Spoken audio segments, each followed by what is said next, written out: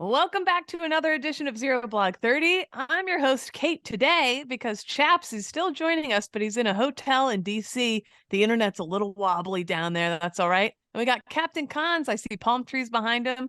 Are you down in Florida, buddy? Is that what's going on? Indeed, I am down here in beautiful, sunny Florida. It's a little hot, so I'm certainly sweating Oh, right poor now, which is guy. never Yeah, great. that's It's not tough. for anybody, but I'm enjoying my time nonetheless. Yeah, and big trip for Chap so far. It's Vets Storm the Hill week, right? Like there's just veterans all over Capitol Hill in DC right now, and so you're in the mix. You're wagging your tail all over everybody. You sat next to on the plane on the way here, former Representative Yeah. Adam Kinzinger. What are the odds of Yep. that happening? So how's it been so far? Well, it's been good. I'll say whenever I got on the plane in Houston, I was walking in and I saw somebody. I was like, damn, that dude looks just like Kinzinger. And then I got closer and I was like, no, it can't be. And then he saw me and I saw him and we both kind of smiled. So it was very obvious it was him. And not just on the same plane, but like seat buddies. He was Right right next to each other. me. Yeah. What are the odds of that happening? Well, what was he doing in normal. Houston? Why would he ever be in Houston? I mean, there's a million reasons, but what was he doing in Houston? He lives pretty close to there. He has a house down that way too. Oh, I didn't know Also, that. rodeo week. Pat was just down there doing rodeo Yeah. stuff, so you never know. Yeah. But also you got to interview this morning, as you say at the end of the show, might come out on the following episode, but you got to go to the home of the Sergeant Major of the Marine Corps. Is that correct? Yeah. So last night, I'll kind of do a run through what I've been so far. Getting off the plane and coming here, it was so apparent what week it was because everybody was wearing Had the little hats, the little veteran hats. covers. Yeah. And Oh, I have yeah. Fonz's right here. Oh, wow. His jersey. They gave that to me. And I got the Texas one. Hell And yeah. then Katie has the Pennsylvania one. Oh, So hell. I thought it was they going to all have a little hooked us vagina up. on it. That's great. They gave us a little life member badge.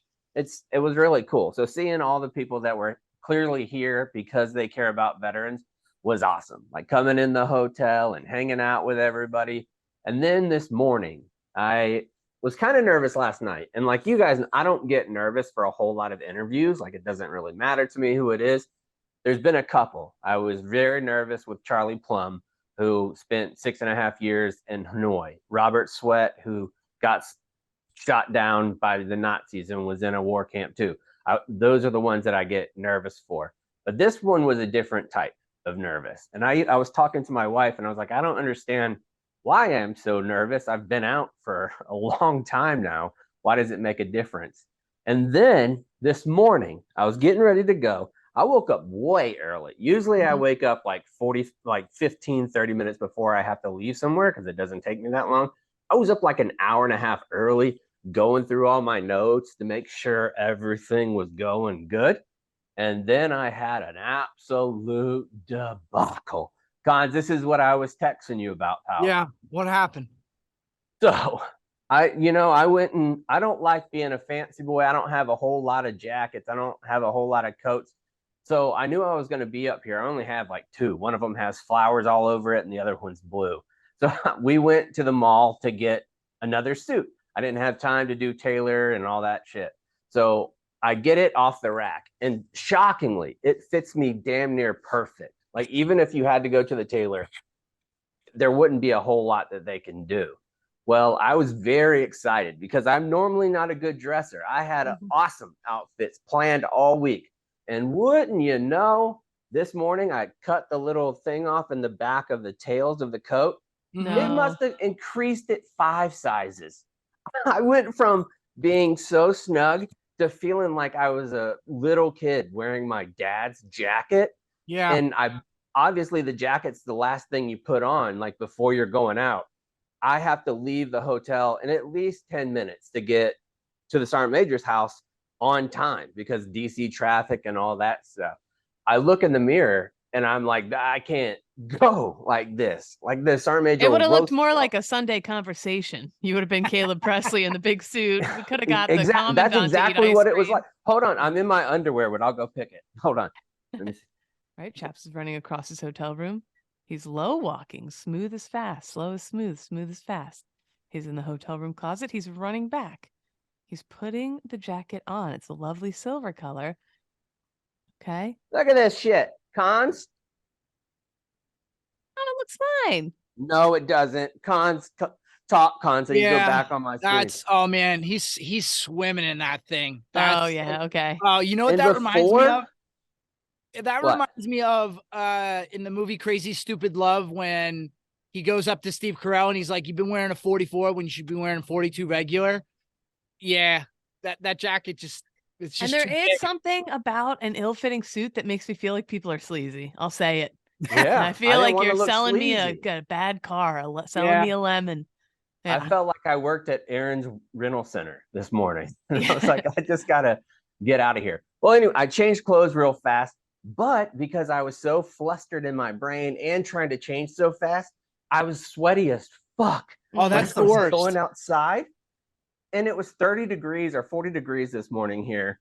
I'm still sweaty, and in my mind, I know I have to wear this jacket now every day because the other one's the exact same size because they all thought it. I was like, I'm sweaty. I'm gonna have sweat stains all week. I might be late, and you guys know how much I hate being late. Yeah. And so I get there, and I have to like really try to deep calm breath. myself. Yep. And I get into the sergeant major's house, and he's first of all, it's very weird to go inside the sergeant major of the Marine Corps house. Yes. Right. Uh-huh. Like just walking Top of the in. list and of houses you never thought in your life you'd walk into. If as a honest to Marine God- I had to go in there as like a Lance Corporal, I would have been shaken like a leaf. Like, I'm gonna knock something Yeah. over. I'm gonna fuck this up somehow. Yeah. Right. And that I felt so bad because they have the guards, they have some MPs that are there too around. In that compound, the sergeant major of the Marine Corps, the commandant, the assistant commandant, and a 3-star live right there near all those Marines. Could you imagine being a Lance Corporal or a PFC for the Army and walking through and seeing everybody on the highest level of your Yeah, that's a chain lot of command and rank authority? in a condensed area, but I bet you'd have great block parties. Yeah. Are they allowed to put slip and slides in their yard? No, but there was a moment Mm. where, there was at the commandant's house over to the side, they had this big circular tarp that was there tied down. And I go, Sergeant Major, that's not a pool, right? Like it looks like a pool tarp. And he was like, no, that would be weird. I was like, yes, it would. But I wasn't sure. And I found out that the commandant's house that was there on the property was originally built by Marines. Like the commandant way. then ordered the Marines to go build it, and they did. And it's beautiful still. Like the things Yeah. that they did, it just blew my mind. Another aspect, and I won't go through this when we actually have him on this story on the show. I didn't know that there were stables, that originally 8th and I was stables, and I had no Oh. idea. And he told me in the summertime when it's real hot, 95, 100 degrees, you can still smell the shit because they put the concrete there. And he was No like, way. people think I'm saying this for a joke. You can smell cow manure, horse manure whenever you're going through. Like the things that Wow. I found out today blew my mind. Blew it. That is pretty cool. I just Yeah. imagine them saying at one point, all right, give me 6 Marines right damn now. Need me a house. Yeah. Build me a house right now. Right. Somebody better ship me a house right now. Yeah. So that was really cool. And now it's obviously Monday. Tomorrow, I'll really start going in through the legislative process and going over to the different congressional meetings. And I'm not going as like a host for ZBT or Barstool or anything like that. I'm just going as a veteran, and I'm not going to be even the talker in the group that I go with. I'm just really looking forward to that and being around veterans and trying to help veterans as just a veteran myself. I'm really looking Yeah. forward to it. I feel like it is easy to get disconnected. I was saying before on previous shows, I feel really does. So I feel like that's a great way to like, oh yeah, get back to the roots of everything, which is awesome. But as for the rest of the show, we have 2 rounds today. Just going to kind of keep it quick because one of my news roundup items I think might take a little longer than the Okay. round. So first up, round number 1, U.S. military folk are no stranger to wacky weddings, but this Florida wedding reception disaster truly takes the cake. Nice. With cons in Florida too. Very I timely. know, I know. Very apropos. I was looking at the photos from this news story, looking for cons in the background, wondering if it was his Did fault. you find him? No, I didn't. Round number 2. Nearly 60 years after he was first nominated, and after several decades of the Pentagon losing his paperwork, they lost his paperwork twice. One of the first Black soldiers in the Army Special Forces received the Medal of Honor. And it is a story worth hearing. Just an absolutely incredible story and an incredible man. So I felt like that was worth telling on the show. We'll just hop I right would agree. into it. Yeah, Yes, I would agree. All right, here we go with round number one. A Florida couple's marriage got off to a rocky start when the owner of their reception venue ran into the reception hall with a gun and ordered everyone to get out after an argument over the music. Apparently, the bride had booked the place until 11:30 p.m., but it was getting towards the end of 10 o'clock, and this guy said, "Pew, pew, you need to get out." I kind of like that move, honestly. Well, the insane video posted by Jonathan Campo, the DJ and cousin of the bride. So this is the DJ Jonathan Campo. He's the DJ and the cousin of the bride. Shows an irate man waving the weapon. I watched the video. This guy comes in like Yosemite Sam, and he's like, yip, yip, yip, yip. He's yelling looks at like the him gas. too, almost. On Thursday night at Cielo Farms in Southwest Ranches. He begins to wave his gun at everyone at the party, telling us to get out, adding that the mayhem erupted. It was during the last song of the night, like the very last song. The DJ said, and it turns out this was the owner of the venue who came running in with the gun. The DJ said that a worker at the venue ordered him to turn the music off over fears of a noise complaint, and then spilled his drink all over the DJ equipment, even though he turned the music down. Jeez. So, and that's a worker at the venue. By this time, the entire wedding party is aware of what's going on, and moments later, the gun-wielding man, aka the owner of the venue, shows up and goes ballistic. Don't make me, get out, the owner is heard screaming, and terrifying footage as people flee. He was brandishing, the DJ said he was just brandishing the gun everywhere at everybody. He put it in my uncle's face. He put it in my cousin. He put it in my cousin's face who got married. He put it in the bride's face. He put it at her head, and the image of that is insane. And he waved it at her husband's head. So, and this, for all they know, this is a loaded gun, and they're all about to die at their wedding reception. Yeah. One woman is heard telling the unhinged man, "I just want to grab my purse." Puts the gun right at her head. Crazy. I've been at some crazy Delco weddings where fights have broken out at the hotel afterwards. We got nothing on Florida. I'll tell you that. It's kind of like that scene in Parks and Rec where they're like, undercooked fish, jail. Don't go to the dentist, believe it or not, to jail. Yeah. Don't get your purse from your wedding reception, jail. Gun in your face. The DJ said, "Before I knew it, I was staring down the barrel of his gun. And at that moment, when I saw his eyes, I was prepared to be killed. And I was coming to terms that my children were about to lose their dad for no reason." Jeez. Like, these people were like ready to die at their own wedding reception. The man with the gun has been identified as Miguel Rodriguez Abizu, age 58, who was charged with 9 counts of aggravated assault with a deadly weapon without intent to kill. And I'm going to say this to Miguel, who owns the wedding reception: you might have a tough time booking other weddings now at this venue. You might have hurt your business slightly. Right. I don't know. But at least if they're gonna throw a party in prison, you got a good person for it. That's true. He'll be the one to be able to organize everything. It went from being like an amazing event you're going to remember for the rest of your life to an event you're going to remember for the rest of your life for the wrong reasons, he said. You're right. The bride and groom can probably sue for emotional distress. Like, this for sure is going to ruin your anniversary, right? Yeah. But I will say, in the moment, it's terrible. How many years need to go by before you can kind of start goofing about it? I think 5. That's what I was going to say. That's the exact number. That's what 5. I feel like. It's going to take 5 years for this. But what do you think, Conch? How many years until he's over it? Maybe never. Cons, your wedding was in Florida. Imagine if this. Yeah, imagine. The band is going and the owner comes running out with a gun and is pointing at us. I cannot.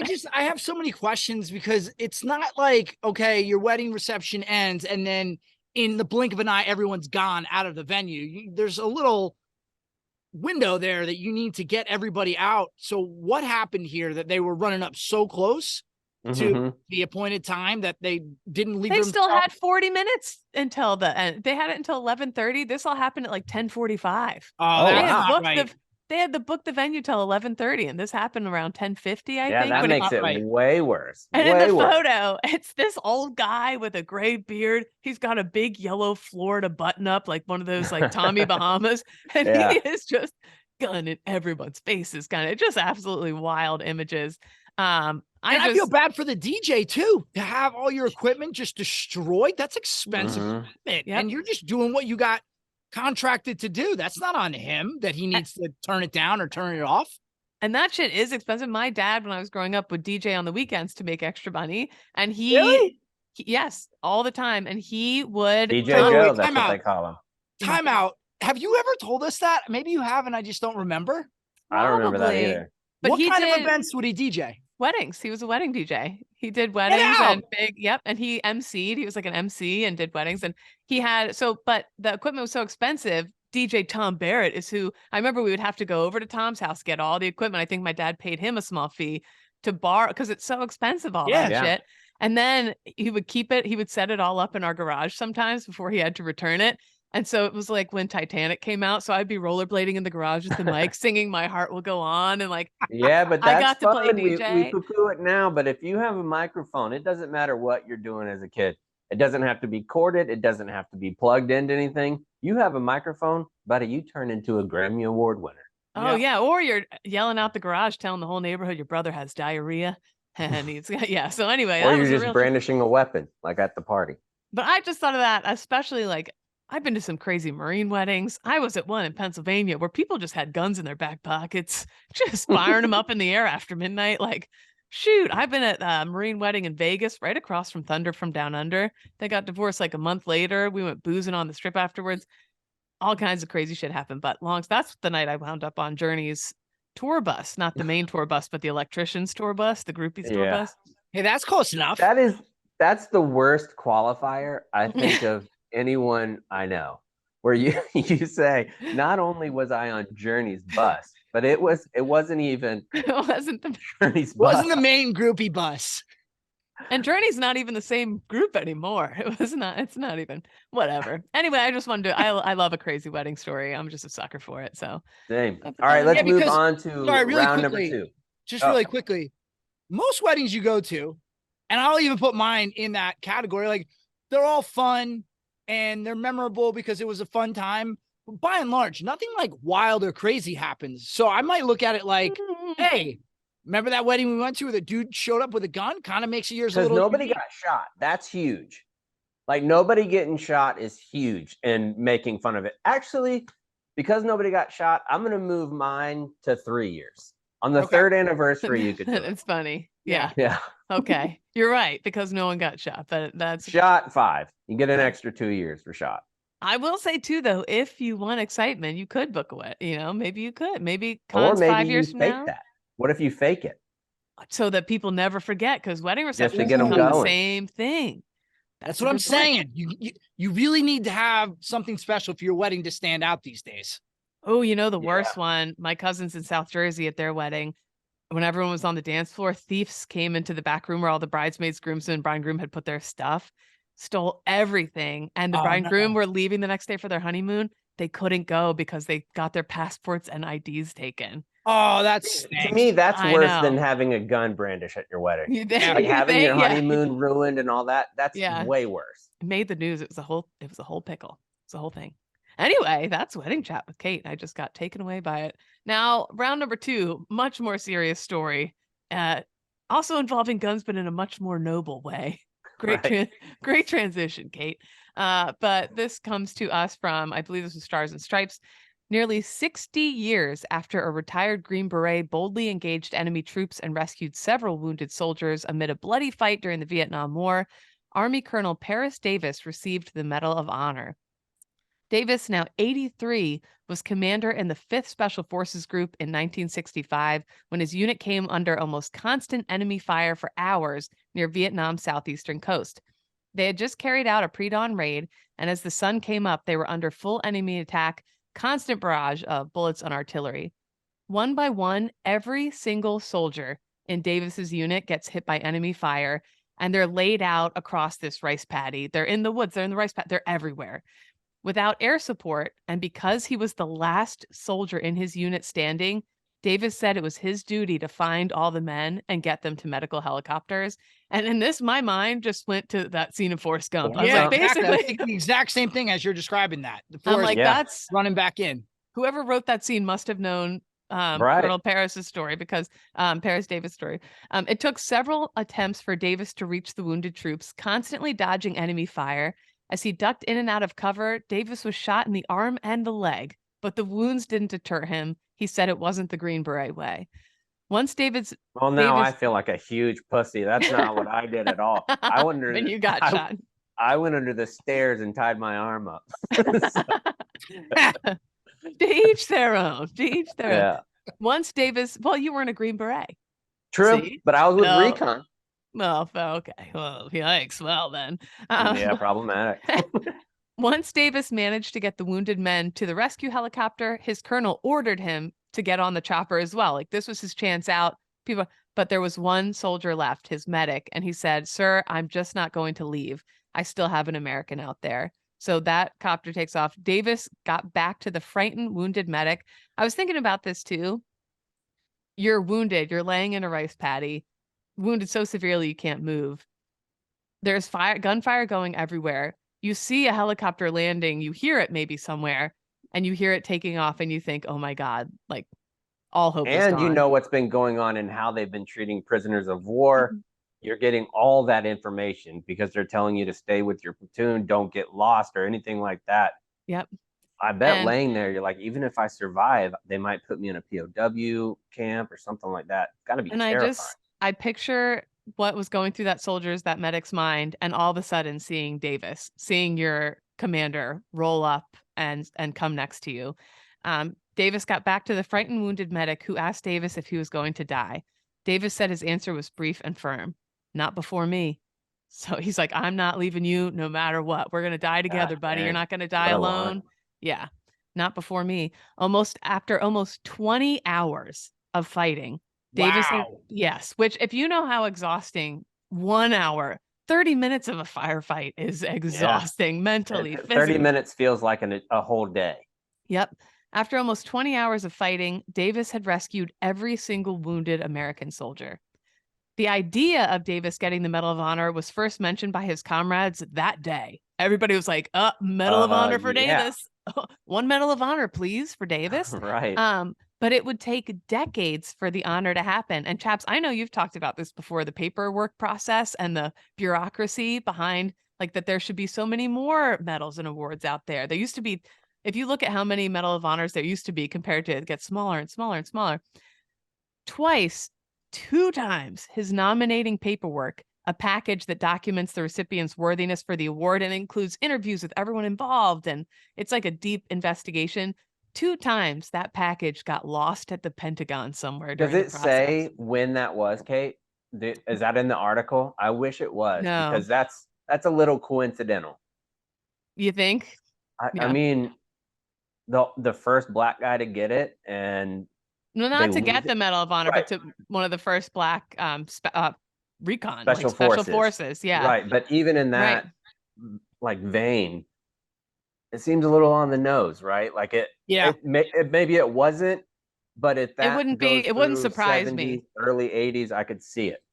Yeah, it wouldn't be at this point, and everything we know, it wouldn't be shocking. He got out of the military in 85, so I have to imagine the first time was maybe soon thereafter in 1965 when the incident happened, and then maybe again somewhere in the 80s and early 90s. So unfortunately, I have to imagine it's possible. Because also, once, okay, maybe somebody misplaced it. Twice, right? I don't know. It's crazy. hard. You're right. Like, we've talked about the process for the Medal of Honor. One thing that makes it hard for stories like that is that it has to have 2 corroborations in order for the Medal of Honor to go through. You have to have 2 witness statements that they saw you in grave danger and that you rescued people. So having that whole story where 2 people saw the exact thing at the exact time and getting that story in is very difficult. That's why Peralta's took so long. Right. And this, I mean, he had a whole unit vouching for him with the same story, Right. and it's still twice it got lost. So you're right. And Groberg went through the same thing. Yeah. So did Dakota. So that, though, he does this heroic rescue in 1965. He stays in the military and he leaves military service as a colonel in 1985. And he goes on to publish a small newspaper, the Metro Herald, in his home state of Virginia, where he still lives. He also earned 2 master's degrees and his doctorate after he got out. And he's just living this quiet life. But the people who served with him could not forget what he had done. And even though this paperwork and everything got lost twice, it got brought up again and they just couldn't let it go. Several soldiers who served with him were like, that we got to get traction going on this again. And they did. And finally, he got his due.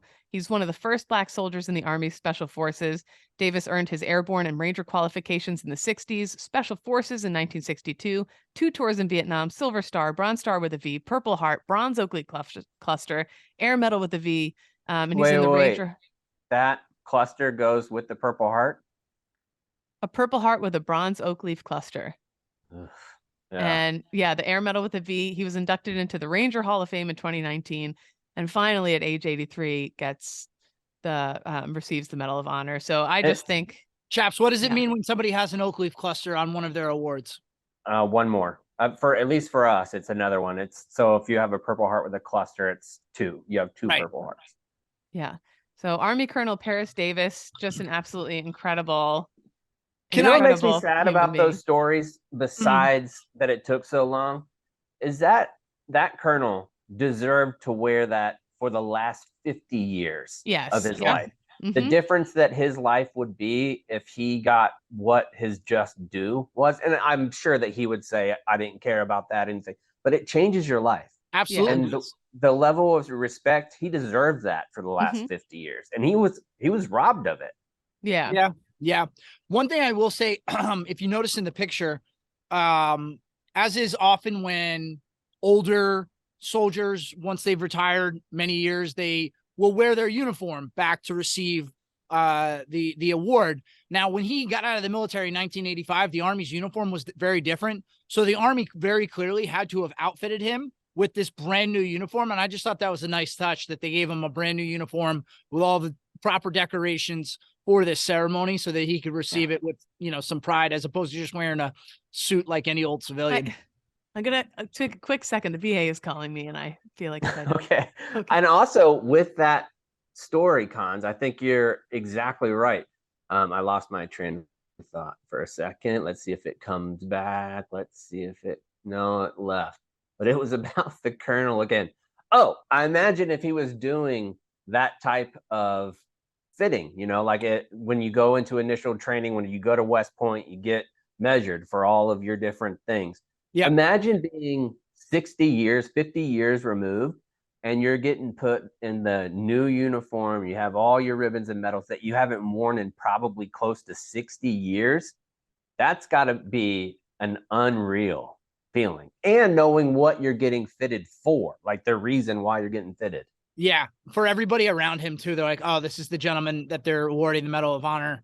This is why he's, elderly and retired, but we're fitting him for a uniform. It's a very special. I just thought it was nice that the Army thought of that, I wasn't even sure that would be something on their radar, but they thought of that and they did that for him. And he looked so sharp receiving the medal with the uniform that he was wearing. He looked like he was in height and weight standards still. Yeah.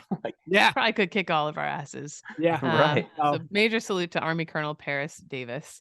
Well deserved. And before we get into save rounds and alibis, I want to ask everybody, 1, register with the VA. It's hugely important that you register with the VA, like Kate was saying.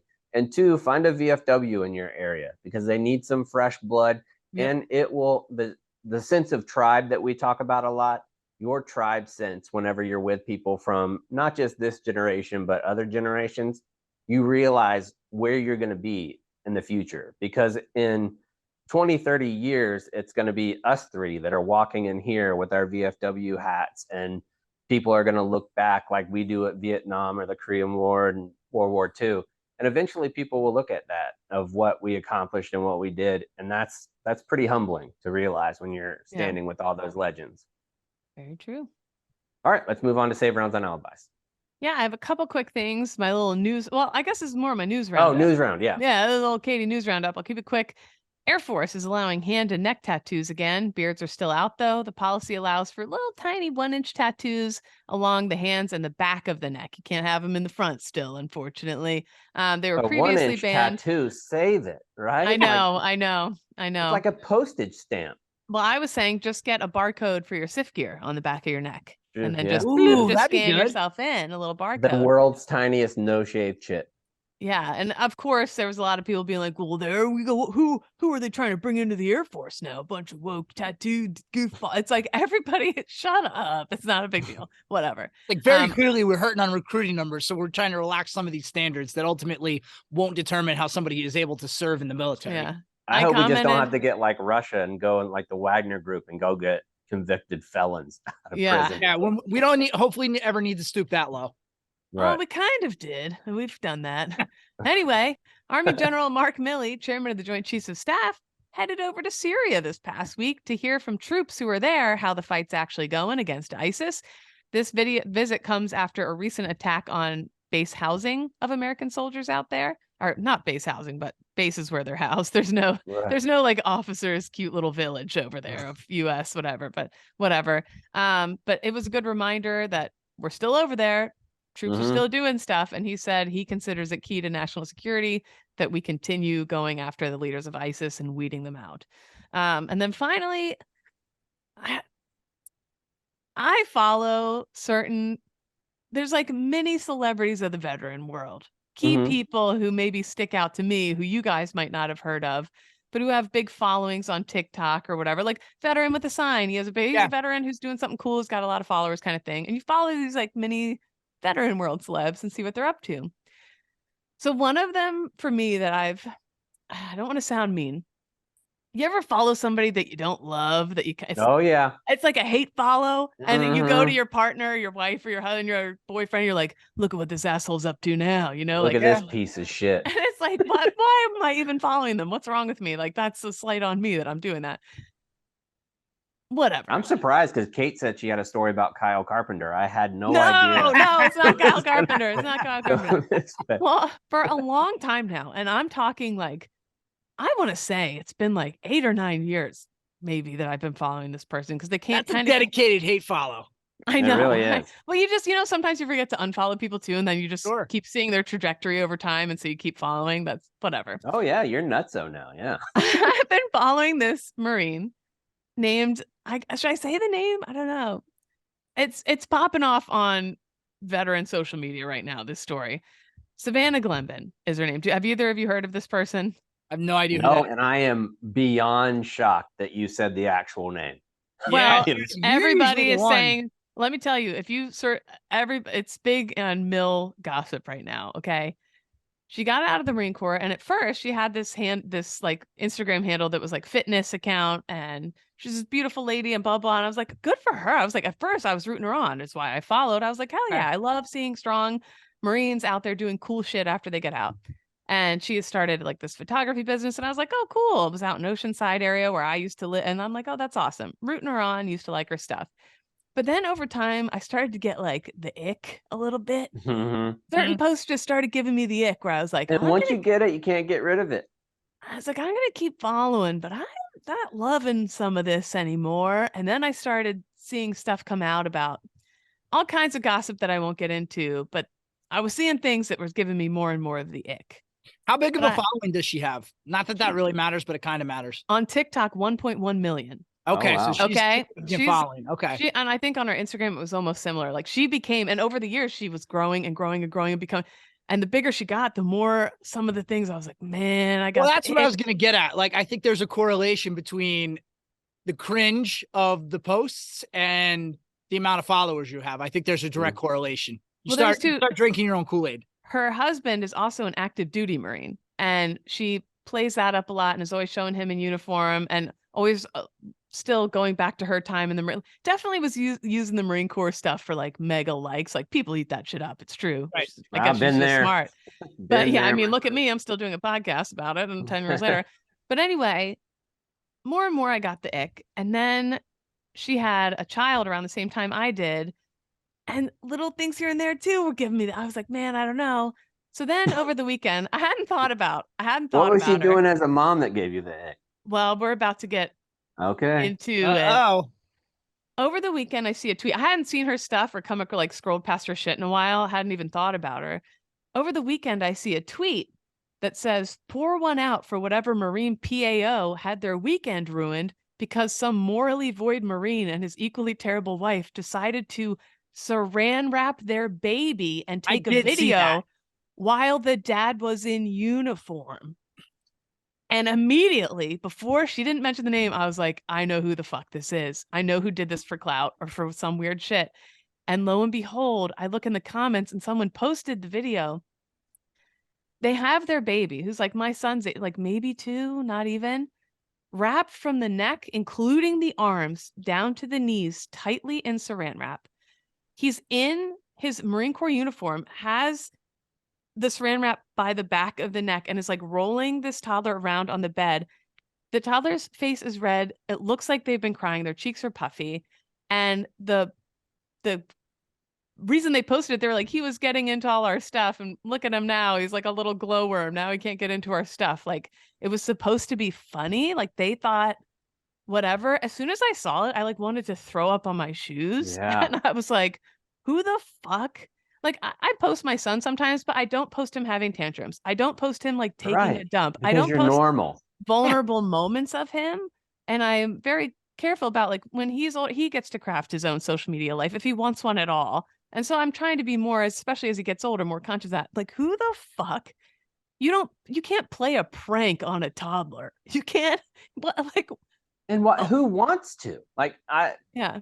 like you. Whenever Well- you have kids, the last thing you want them to be is uncomfortable or crying because they're in pain. This But kid I think with clearly these looks people, unhappy. when you're so desperate for likes and attention, you're willing to go to extreme lengths. And I think, I mean, to be able to do this, your judgment is already in the And toilet. Cons, you saw it. How wrapped was that kid? I mean, it was dangerous how tightly yes. that young boy was wrapped. And It the was worst part horrible. was he's in full Marine Corps green camo, like rolling the kid around on the bed. Well, immediately a ton of people called CPS and were like, Thank God. hey, hello, blah, blah, blah. Their son gets taken by CPS. Rightfully Wow. so. The first thing she does is get back on TikTok and make a big sobbing video. If my son got taken by CPS, I would the never fucking- come back on social media again. buddy, last thing you your would priority never list. see me again. You would Yeah. never see me again. Now somebody's going to do it to me just so they don't have to listen to me on this show anymore. But They're gonna take Cash and wrap him up and No, like, they're and blow gonna him. call CPS on Kate. They're like, I really don't like that, Kate. Let me call CPS. She said But she'll she- never come back. she gets on TikTok and she's sobbing, crying. And I would be, if my kid got, oh my God.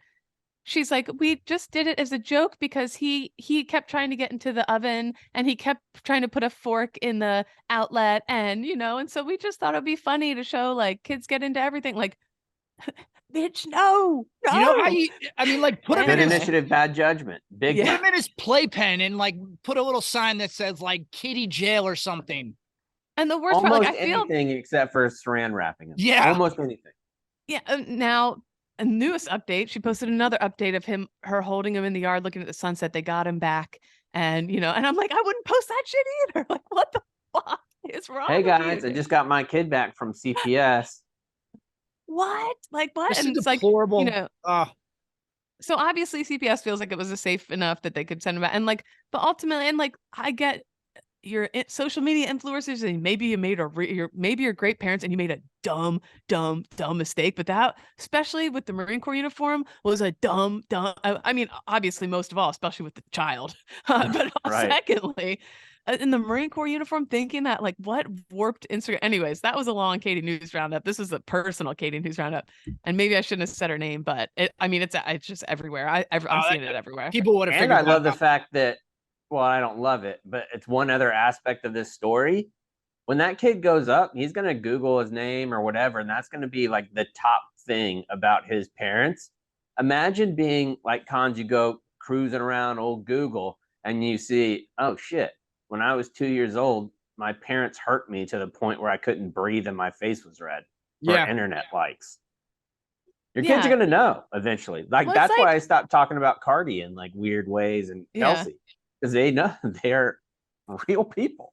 Yeah, they're real people. And it's just great. Like, I see these YouTube families on TikTok now. Like, there's fun mom talk with cool parenting stuff. And you show like fun little clips of the kids, whatever. But then there's the TikTok parents that like they're making the kids do all this dumb shit for what? Like, stop it, man. Fucking stop it. Yeah, Anyways, that whole subset of TikTok and social media where these parent influencers use their kids for their influencing business. That's a dicey set of Yeah. individuals from my perspective. but Yeah, I'm glad Podfathers got canceled. you know who has to be relieved right now, though, because this is the new hot military TikTok. Everybody's shitting on it. She's a Marine. He's a Marine lady. Oh yeah. She's got to be relieved right now. But because you can't do a heat's finally meme of off. a baby being hurt. No, that's true. But Can't anyway, meme that. obviously, I feel weird even telling the story because, but obviously the child is okay now and is returned to his parents and like what, and hopefully they learn their lesson and like never do shit like that again.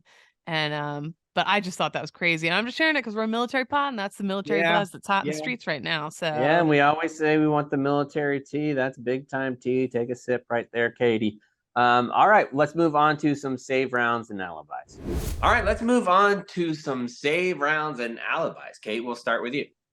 I went to the VA. I love my primary care doctor at the VA. I gotta say, I don't go as often as I should, but she is the fucking best.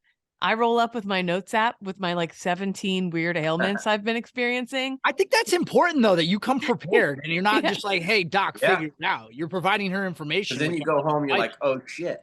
Yeah, she never makes me feel weird. Guys, I got weird stuff going on. Yeah, banana-induced pink eye. I haven't breastfed in well over a year.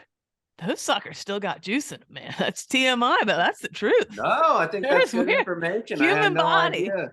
She's like, how did you find that out then? I'm like, every now and then in the shower, I just give him a yoink and shit comes out. She's like, okay, let's get you some blood work.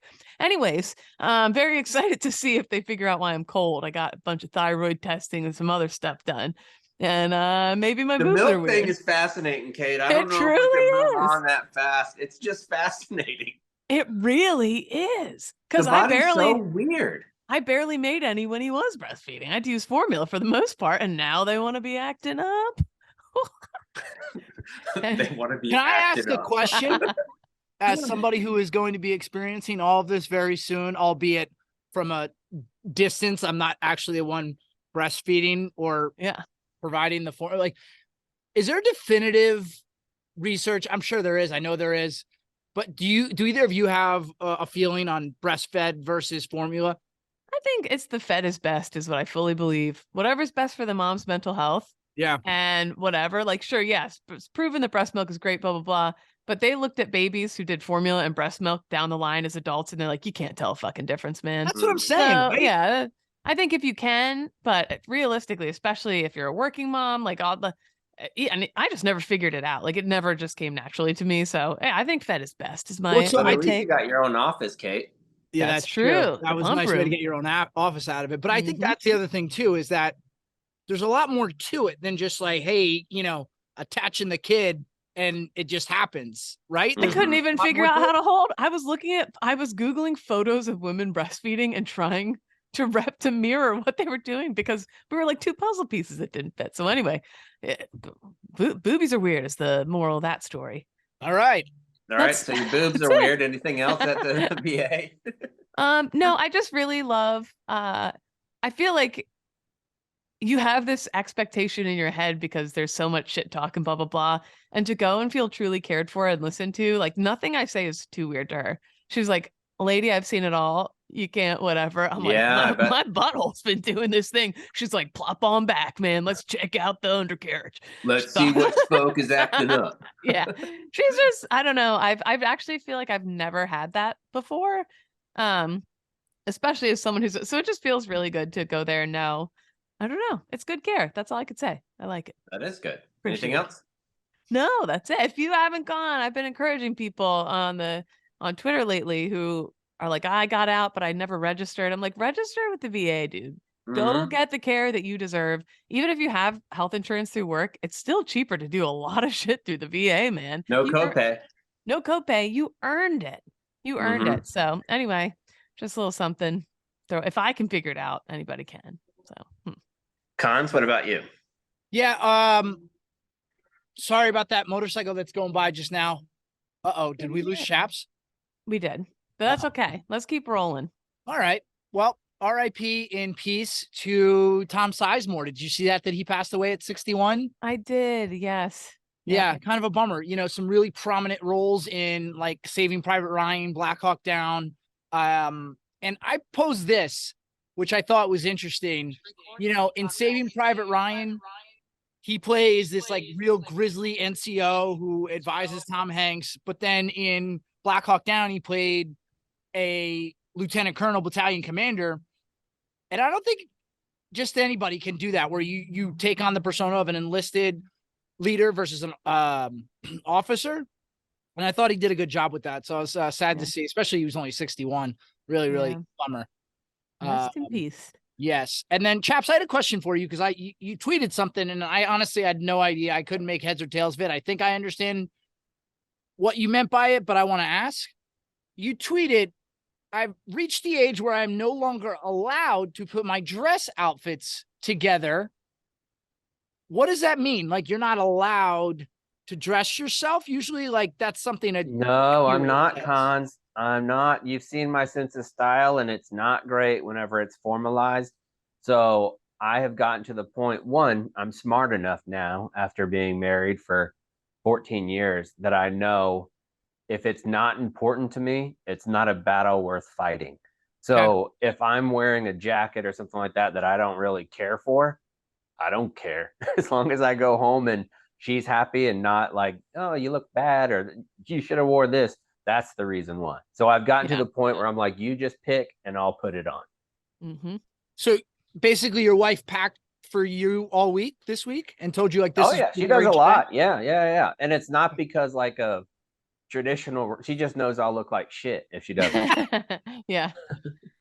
All right. No Well, maybe we can reframe that as you know your strengths, you know your areas where you could use some help, and you're not too, or maybe we could say you're mature enough to know the difference and know when to ask for help. So I respect that. There you go. All right. That's all I got. Okay. Chaps. Again, I'm very excited to be here in DC. Looking forward to what we can accomplish here.